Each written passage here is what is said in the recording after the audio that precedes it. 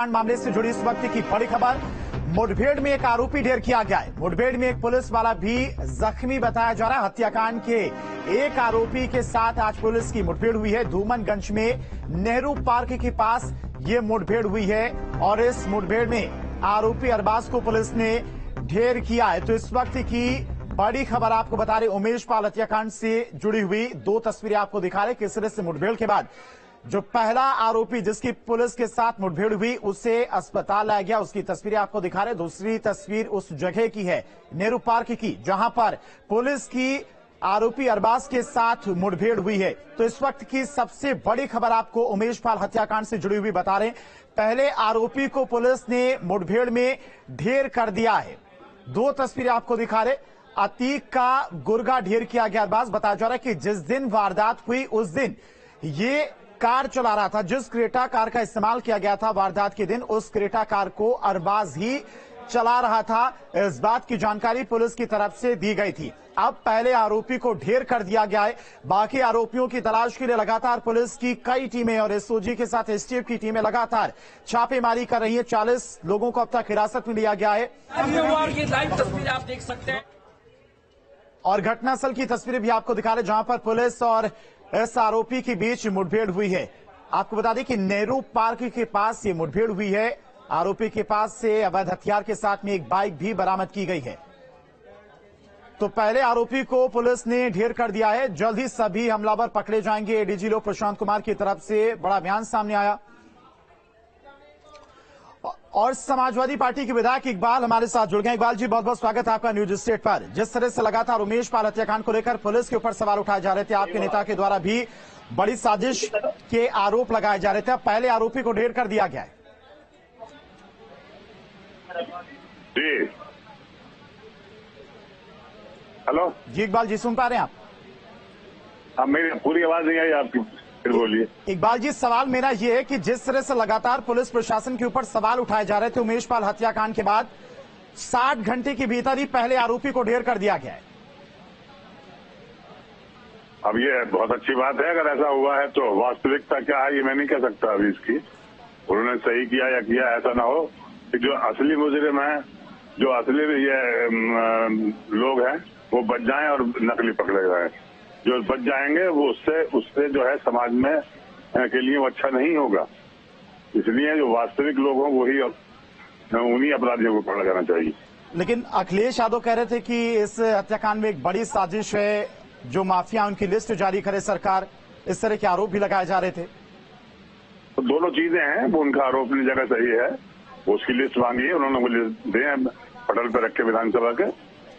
और ये चीज जो आज की आपने बताई है, ये अच्छा है अगर वो कोई मुलजिम पकड़ा गया है और एनकाउंटर हुआ है उसका, मगर इसकी भी जांच होनी चाहिए कि बात सही है या गलत है। ऐसा ना हो कि इसकी आड़ में जो असली मुलजिम है वो अपने मजले में और ये नकली लोग पकड़े जाएं और एनकाउंटर हो। अरबाज जिसे आज ढेर किया गया है, अतीक का ये गुर्गा बताया जा रहा है। अतीक का समाजवादी पार्टी से भी नाता रहा है। मैं किसी को कुछ नहीं कह रहा, मैं कह असलियत होनी चाहिए जो चीज भी हो, क्योंकि बहुत बड़ा हादसा है। और वो परिवार के हमारे महिला जो है उसकी बीवी हमारे यहाँ सदस्य है हमारी पार्टी से। किस तरह की असलियत इकबाल जी सामने आनी चाहिए? किस तरह की असलियत आप चाहते हैं कि सामने आए और सही आरोपियों को पकड़ा जाए? नहीं, हमें शक है, हमारा शक दूर होना चाहिए कि आरोपी सही था या नहीं। अच्छा, ठीक है इकबाल जी, अपना समय देने के लिए आपका बहुत बहुत शुक्रिया। तो पुलिस की तरफ से आज बड़ा एक्शन देखने को मिला। उमेश पाल हत्याकांड से जुड़े हुए पहले आरोपी को आज पुलिस ने ढेर कर दिया है। प्रयागराज में नेहरू पार्क के पास मुठभेड़ हुई है। तो उमेश पाल हत्याकांड से जुड़ी एक और बड़ी खबर आपको बता दें। उमेश पाल हत्याकांड से जुड़ी एक और बड़ी खबर सामने आ रही है। मुख्तार के भाई का नाम सामने आया है। मऊ जेल में डीएम और एसपी की छापेमारी। अब्बास हेट स्पीच केस में जेल गया था और मऊ जेल में बंद है मंसूर अंसारी। तो इस वक्त की एक और बड़ी खबर आपको बता रहे हैं। मामले में मुख्तार के भाई का नाम सामने आया है और मऊ जेल में डीएम और एसपी की छापेमारी भी देखने को मिली है। अब्बास हेट स्पीच केस में जेल में बंद है और मऊ जेल में बंद है मंसूर अंसारी। और इसी खबर पर तमाम सारी और जानकारी के साथ में लखनऊ से संवाददाता अविनाश सिंह हमारे साथ जुड़ गया। अविनाश, पहली कार्रवाई तो आज देखने को मिल गई। जो आरोपी उस दिन कार चला रहा था, क्रेटा कार को, उसको पुलिस ने ढेर कर दिया। बाकी आरोपियों की भी तलाश की जा रही, लेकिन कनेक्शन बहुत सारे निकलकर सामने आ रहे। मुख्तार से भी कनेक्शन निकलकर सामने कहीं ना कहीं इस पूरे हत्याकांड को लेकर आ रहा है।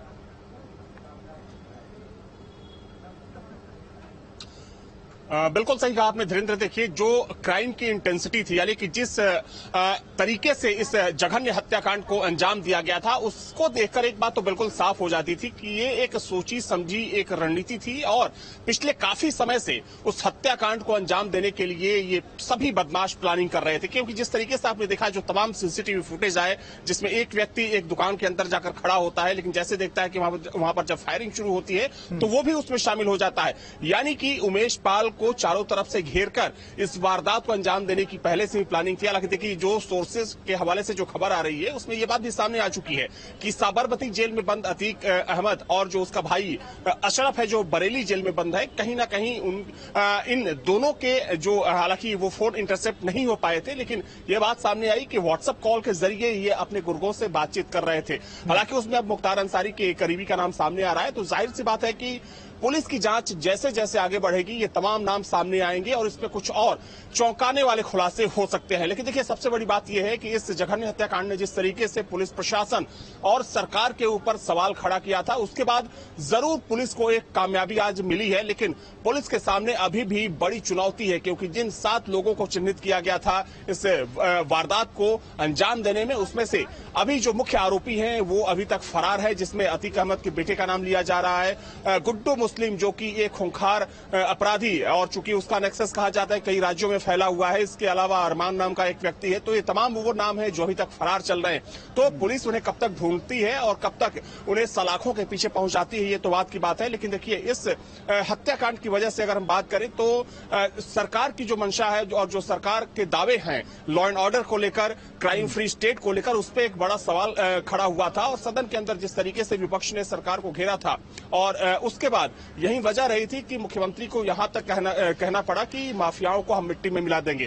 तो आज पहली कामयाबी पुलिस को जरूर मिली है, लेकिन जो बाकी के बदमाश हैं इस पूरे हत्याकांड को अंजाम देने वाले, वो अभी तक फरार हैं। हालांकि पुलिस का दावा है, और अब से थोड़ी देर पहले DG law and order Prashant Kumar ने यह भी कहा कि पुलिस की जांच आगे बढ़ रही है और जो तमाम टीमें लगी हुई हैं, जो गठित की गई हैं इस पूरे केस को वर्कआउट करने के लिए, वो लगातार दबिश दे रही है, छापेमारी कर रही है। और उन्होंने पुलिस ने लोगों से अपील भी की कि अगर इन बदमाशों के दबाव में कहीं कोई पहचान छुपाने से डर रहा हो तो वो पुलिस को सूचित करे और बाकायदा पुलिस उसे इनाम भी देगी।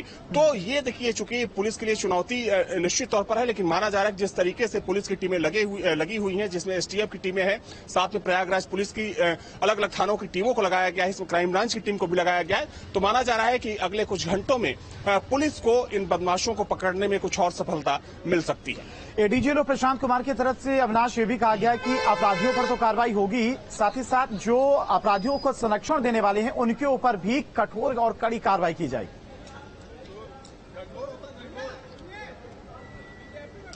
बिल्कुल आपने सही कहा, बिल्कुल सही कहा आपने धीरेन्द्र। क्योंकि देखिए, इसमें कहीं ना कहीं पुलिस को शक है कि इन बदमाशों को कुछ लोगों ने छुपा रखा है। क्योंकि देखिए, इस वारदात को हुए कई घंटे गुजर चुके हैं, लेकिन हालांकि इस पहली सफलता जरूर मिली, लेकिन इस हत्याकांड के जो मुख्य आरोपी हैं अभी तक फरार हैं, उनके बारे में अभी तक पुलिस को सूचना नहीं मिल पाई है।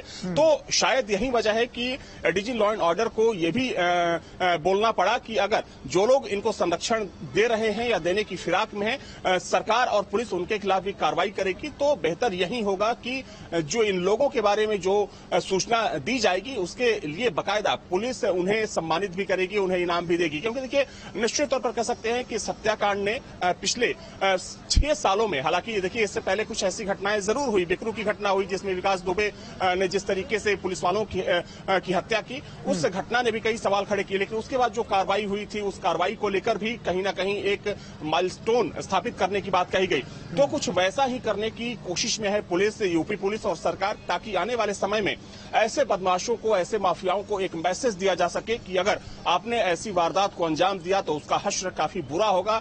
न सिर्फ आपका खात्मा किया जाएगा बल्कि आपकी पुश्तें, जैसा ठीक है, अविनाश आएंगे आपके पास। और इस दौरान इस मुठभेड़ के बाद एडीजी लो प्रशांत कुमार की तरफ से क्या कुछ कहा गया वो आपको सुनाते हैं।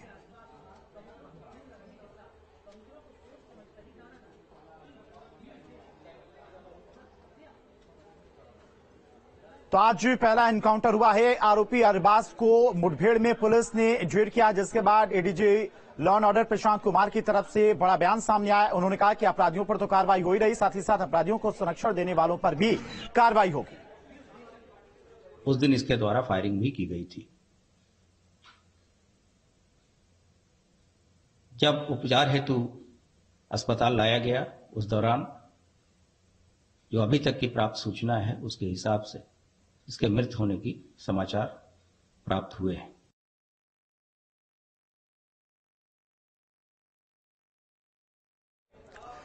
तो उमेशपाल हत्याकांड से जुड़ी इस वक्त की सबसे बड़ी और सबसे अहम खबर यही है कि पहले गुर्गे को पुलिस ने ढेर कर दिया है। प्रयागराज में नेहरू पार्क के पास ये मुठभेड़ हुई है, जहां पर आरोपी अरबाज को पुलिस प्रशासन ने ढेर कर दिया। बताया जा रहा है कि जिस दिन ये वारदात हुई, उमेशपाल हत्याकांड की वारदात जिस दिन हुई, उस दिन जिस क्रेटा कार का इस्तेमाल किया गया, उस क्रेटा कार को यही आरोपी ड्राइव कर रहा था, चला रहा था।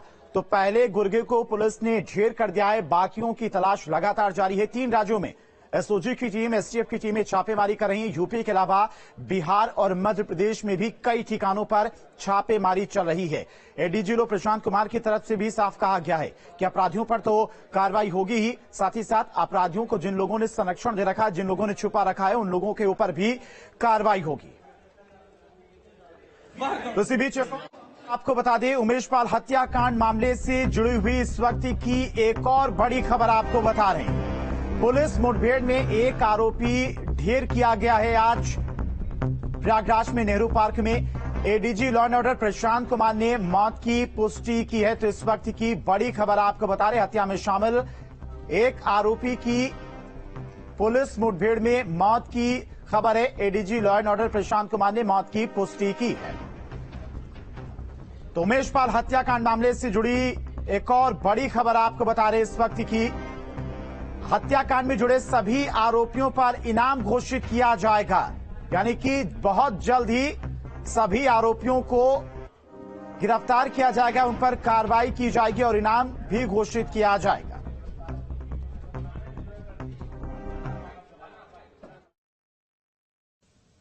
पुलिस महानिदेशक उत्तर प्रदेश के द्वारा स्थानीय अधिकारियों को ये निर्देश दिए गए हैं कि इस अपराध में लिप्त सभी व्यक्तियों को जल्द से जल्द कानून के दायरे में लाया जाए, इन पर इनाम घोषित किया जाए और इनाम की राशि विभिन्न स्तरों पर बढ़ाई जाए। अगर कोई प्राइवेट व्यक्ति इसकी सूचना देता है तो इनाम की राशि उस प्राइवेट व्यक्ति को भी दी जाएगी। तो उमेशपाल हत्याकांड के मामले में ADG law and order Prashant Kumar ने कहा कि सभी आरोपियों पर इनाम घोषित किया जाएगा और जो भी व्यक्ति इन आरोपियों की सूचना और जानकारी पुलिस को देगा उसको इनाम दिया जाएगा, साथ ही साथ उसकी जानकारी भी गुप्त रखी जाएगी। तो उमेशपाल हत्याकांड पर बोले ADG law and order Prashant Kumar, आरोपियों को संरक्षण देने वालों पर भी कार्रवाई होगी। एडीजी ने लोगों से सूचना देने की अपील भी की है। तो एडीजी लॉ एंड ऑर्डर ने लोगों से अपील की है कि इन आरोपियों की जानकारी देने वालों को इनाम भी दिया जाएगा, साथ ही साथ उनकी जानकारी गुप्त रखी जाएगी।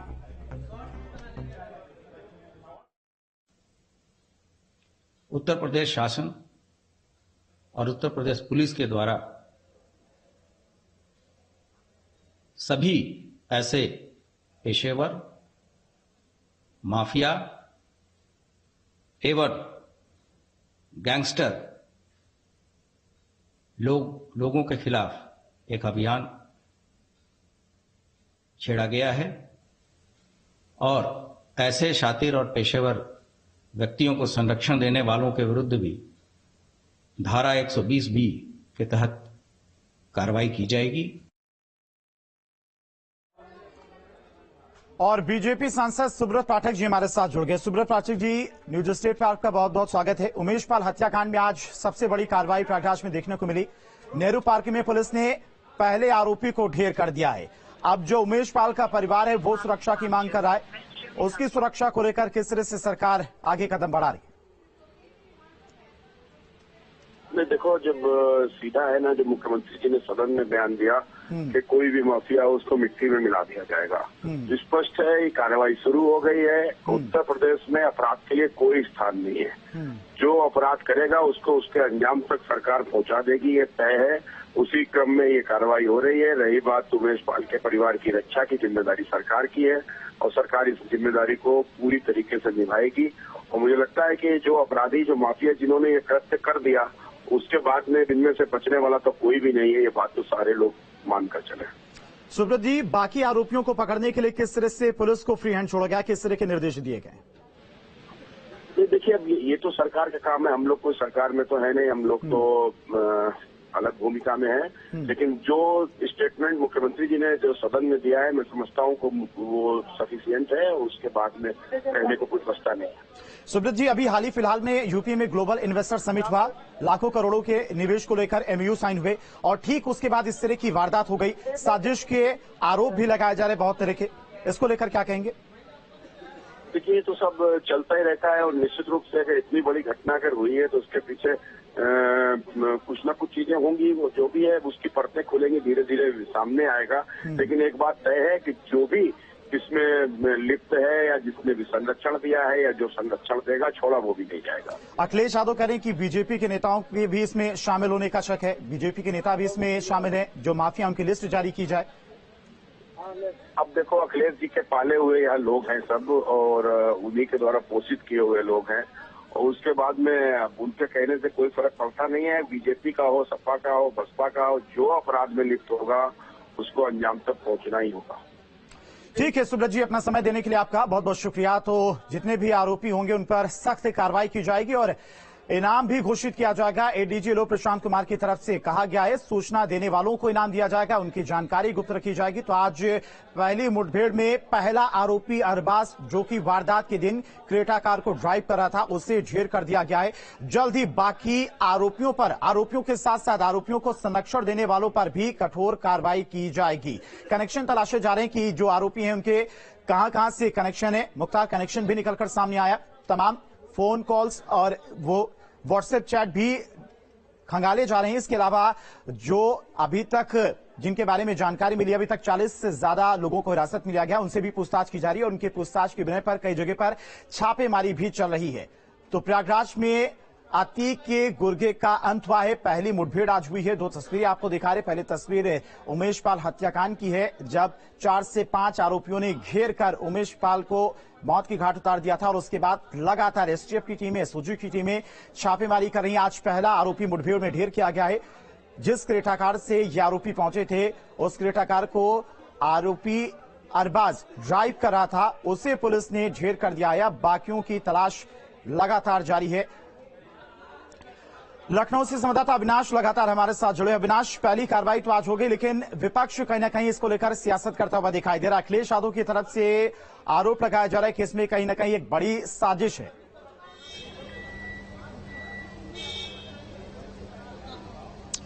देखिए, जब ये वारदात हुई थी, घटित हुई थी, उसके बाद विपक्ष की तरफ से तमाम सवाल खड़े किए गए थे सरकार के ऊपर। और सदन के अंदर, चूंकि विधानसभा सत्र चल रहा है, हाउस के अंदर सरकार से सवाल पूछा गया था कि सरकार एक तरफ दावा करती है क्राइम फ्री स्टेट देने का और दावा करती है कि प्रदेश के जो माफिया हैं यूपी छोड़कर जा चुके हैं, तो आखिर ये कौन से लोग हैं जो ऐसी जघन्य हत्याकांड को अंजाम दे रहे हैं? जब प्रयागराज की सड़कों पर दिन दहाड़े बम फेंके जा रहे थे, गोली चलाई जा रही थी, 2 लोगों की गोली मारकर हत्या की जा रही थी, तो ये तमाम गंभीर आरोप लगाए गए थे। हालांकि सरकार ने तब कहा था कि हम उन्हें नहीं छोड़ेंगे जो भी इस हत्याकांड में शामिल रहे हो। और चूंकि देखिए पहली सफलता जरूर मिली है, लेकिन देखिए कह सकते हैं कि अपने हिसाब से, चूंकि विपक्ष और सरकार में मुद्दों को लेकर बहस तो होती ही है और आरोप प्रत्यारोप चलता रहता है, लेकिन देखिए जहां तक सवाल इस घटना को लेकर है, तो ये जो पूरा मामला है और जो इसका पेच है काफी उलझा हुआ है।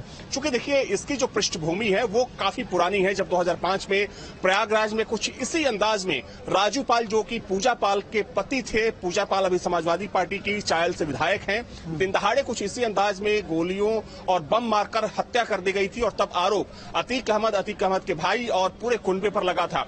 तो उसके बाद चूंकि देखिए ये पूरी दुश्मनी शुरू हुई थी और इसमें कई ऐसे गवाह थे जिसमें उमेश पाल भी थे। हालांकि उनको सरकारी गनर जरूर मिले थे, लेकिन जो एक तंत्र है इन माफियाओं का, चूंकि अतीक अहमद एक समय में, अगर हम बात करें तो अतीक अहमद का जो खौफ था प्रयागराज और आसपास के जिलों में, एक लोगों के सर चढ़कर बोलता था। खौफ इतना था कि अतीक अहमद के खिलाफ कोई मुंह खोलने से भी डरता था। तो ये जो पूरी वारदात हुई है, कहीं ना कहीं उसके पीछे एक पुरानी रंजिश, पुरानी कहानी है। हालांकि अब एक नए सिरे से आरोप प्रत्यारोप का दौर शुरू हो चुका है। पूजा पाल की तरफ से, जो कि समाजवादी पार्टी की विधायक हैं, उन्होंने सीएम को पत्र भी लिखा है, सुरक्षा की मांग उन्होंने की है, वाई कैटेगरी श्रेणी की। तो वहीं अतीक अहमद की पत्नी की तरफ से भी कुछ इसी अंदाज में कुछ ऐसी बातें कही गई हैं। उधर अगर उमेश पाल की पत्नी की बात करें तो उनके भी आरोप हैं। तो इन तमाम चीजों को ध्यान में रखें तो देखिए ये जो एक रंजिश तो है ही, लेकिन इसमें कहीं ना कहीं एक सियासत भी है। चूंकि सियासत इसलिए है क्योंकि जो लोग इससे जुड़े हैं। ठीक है, आएंगे अविनाश आपके पास। इसी बीच एक बड़ी खबर प्रयागराज से आ रही। प्रयागराज उमेश कांड हत्याकांड से जुड़ी इस वक्त की बड़ी खबर। एनकाउंटर में एक आरोपी अरबाज ढेर किया गया। मुठभेड़ में धूमनगंज इंस्पेक्टर राजेश मौर्य भी जख्मी बताया जा रहा है। जवाबी फायरिंग में राजेश मौर्य के बाएं हाथ में गोली लगी, उन्हें भी हॉस्पिटल में भर्ती कराया गया है। तो इस वक्त की बड़ी खबर आपको बता रहे, एनकाउंटर में एक आरोपी को आज ढेर किया गया। वहीं मुठभेड़ के दौरान इंस्पेक्टर राजेश मौर्य भी जख्मी हुए हैं। जवाबी फायरिंग जब मुठभेड़ हो रही थी तो अरबाज की तरफ से पुलिस पर भी फायरिंग की गई और उसी फायरिंग में राजेश मौर्य के बाएं हाथ में गोली लगी है, उन्हें भी हॉस्पिटल में भर्ती कराया गया है। तो प्रयागराज हत्याकांड से जुड़ी हुई इस वक्त की एक और बड़ी खबर आपको बता रहे, एनकाउंटर में एक आरोपी अरबाज को आज ढेर किया है मुठभेड़ में। मुठभेड़ के दौरान अरबाज की तरफ से भी पुलिस पर फायरिंग की गई और उसी फायरिंग में राजेश मौर्य के बाएं हाथ में गोली लगी है। इंस्पेक्टर राजेश मौर्य भी इस मुठभेड़ में जख्मी हुए हैं, उन्हें भी हॉस्पिटल में भर्ती कराया गया है। तो इस वक्त की बड़ी खबर आपको बता रहे, प्रयागराज उमेश कांड हत्याकांड से जुड़ी इस वक्त की बड़ी खबर। पहली कार्रवाई, पहला आरोपी आज प्रयागराज में ढेर किया गया है। बाकियों की धरपकड़ तेज कर दी गई है। एडीजी लॉ एंड ऑर्डर की तरफ से कहा गया है कि सभी आरोपियों पर इनाम घोषित किया जाएगा और इन आरोपियों की सूचना देने वालों को भी इनाम दिया जाएगा, उनकी जानकारी गुप्त रखी जाएगी। तो इस वक्त की बड़ी खबर आपको बता रहे, अरबाज आज ढेर किया गया, जो कि गुर्गा था अतीक का। पहला आरोपी आज ढेर किया गया है और इस मुठभेड़ में इंस्पेक्टर राजेश मौर्य भी जख्मी बताए जा रहे हैं। तो उमेश पाल हत्याकांड को लेकर बरेली जेल में छापेमारी जारी है। इस वक्त की एक और बड़ी खबर आपको बता रहे, जेल में बंद अतीक के भाई की वार्ड में छापेमारी की गई है। इस वक्त की एक और बड़ी खबर आपको बता रहे, जेल में बंद है अतीक के भाई अशरफ की चेकिंग की जा रही है। तो बरेली जेल में छापेमारी चल रही है और इसी खबर पर तमाम सारी जानकारी के साथ में संवाददाता मनोज हमारे साथ जुड़ गए। मनोज, बरेली जेल में भी छापेमारी चल रही है।